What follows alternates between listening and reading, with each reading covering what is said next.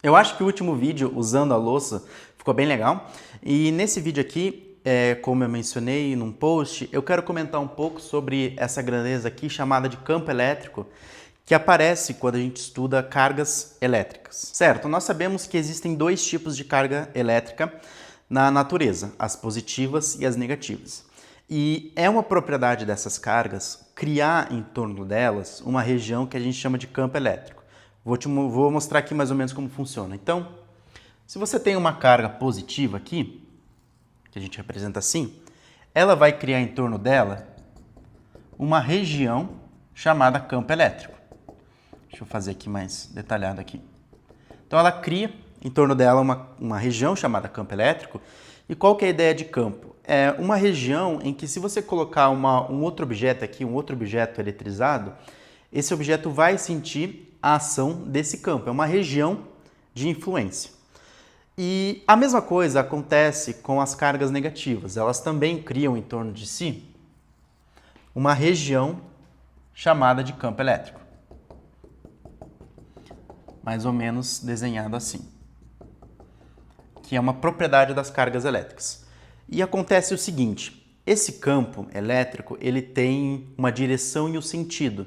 Nas cargas elétricas positivas, o campo elétrico ele aponta para fora, desta forma aqui. Ele é radialmente para fora. Essas retinhas aqui, essas setinhas que eu estou desenhando, a gente chama de linhas de campo, que indicam a direção e o sentido do campo elétrico. A mesma coisa acontece com as cargas negativas, só que elas são para dentro. Então, elas são desta forma aqui. São radial para dentro. E o seguinte, existe um jeito da gente calcular a magnitude, também a direção e o sentido do campo elétrico. Como é que funciona isso? Vou desenhar uma outra carga aqui. Vamos supor que nós temos uma carga positiva aqui. E em torno dela, ela cria um campo elétrico. Como é que funciona para a gente calcular o campo elétrico gerado por essa carga elétrica? Vou chamar ela de Q maiúsculo. Funciona da seguinte maneira. Se a gente pegar uma carguinha bem pequenininha, uma carga elétrica bem pequena, e a gente colocar ela aqui, por exemplo, aqui uma carguinha aqui, essa carguinha vai sentir a influência do campo elétrico da carga positiva aqui. E por conta disso, ela vai sentir uma força elétrica desta carga que gera o campo. Ela vai sentir uma força F, uma força elétrica. Como é que a gente calcula o campo elétrico gerado por esta carga aqui? É bem simples. O campo elétrico gerado por essa carga vai ser a força elétrica que essa carga aqui sente, divididos pela própria carga, que gera o campo.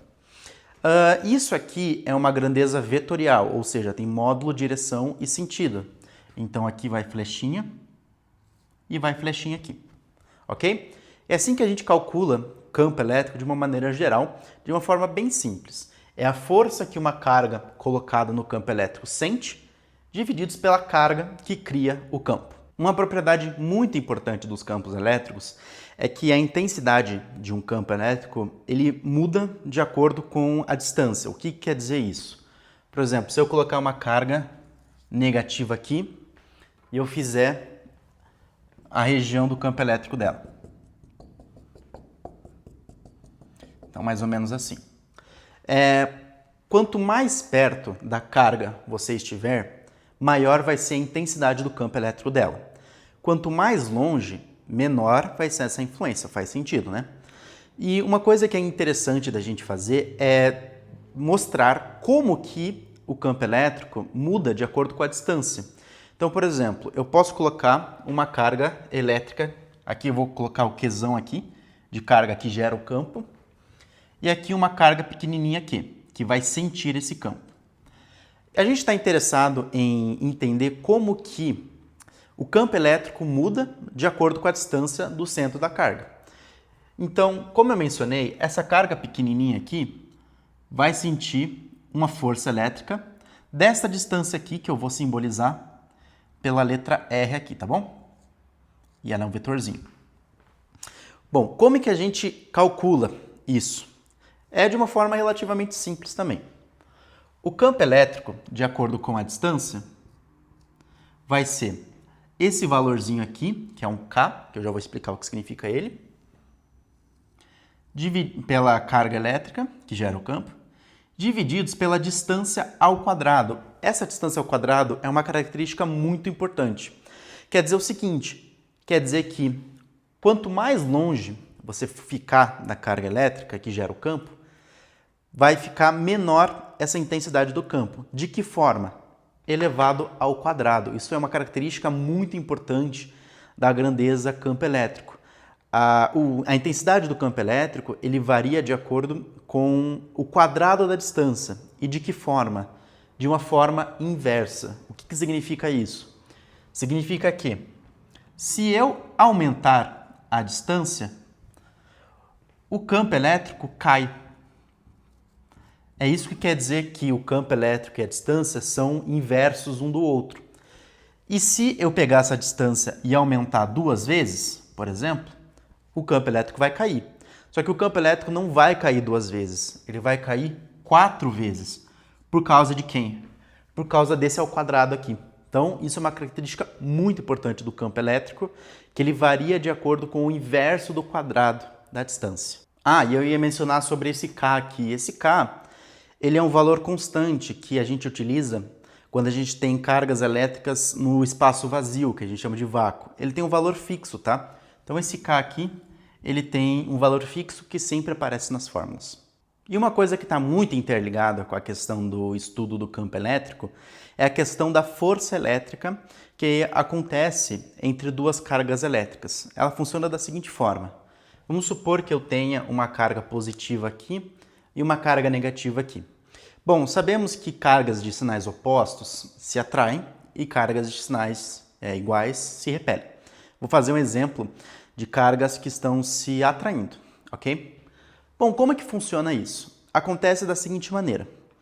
A carga negativa vai atrair a carga positiva numa força que está para cá. Ela está para cá, força. E a carga positiva vai atrair a carga negativa com a mesma força, da seguinte maneira. Então aqui tem o vetorzinho força. Bom, e como é que a gente calcula essa força de interação entre essas 2 cargas?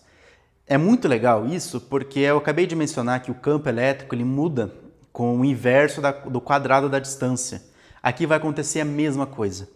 Se você tem essas cargas aqui a uma distância r, e aqui eu vou chamar de carga 1, então Q1, e aqui carga 2, como é que a gente calcula a força de interação entre elas?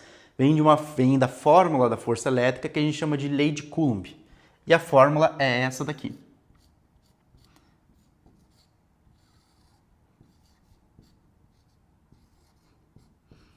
Sobre a distância ao quadrado. Essa aqui é a chamada lei de Coulomb para força elétrica. E do que ela depende? Ela depende das cargas que você está estudando, então carga 1 e carga 2. Depende daquele valor K, que eu falei que é um valor fixo, e depende da distância ao quadrado, da mesma forma que do campo elétrico, que é o inverso. Ou seja, se você aumentar, vamos fazer agora o contrário, se você diminuir a distância entre as cargas, você pega a força e você aumenta.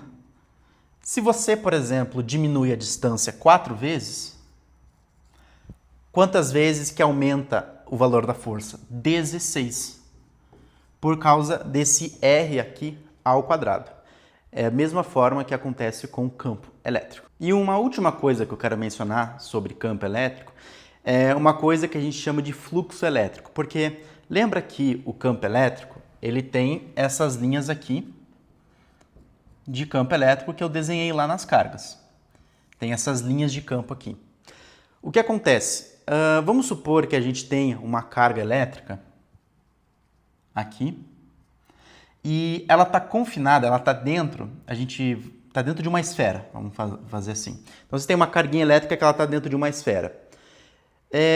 É muito interessante a gente estudar como que é o fluxo elétrico, ou seja, essas linhas de campo da esfera, ou seja, quantas linhas de campo que passam pela esfera. Então imagine que isso aqui é uma esfera e você tem as linhas de campo saindo para cá. Isso aqui está um círculo, né? Mas imagine uma esfera que tem uma carga elétrica ali dentro. Então você tem uma esfera, tem uma carga elétrica ali dentro e tem as linhas saindo.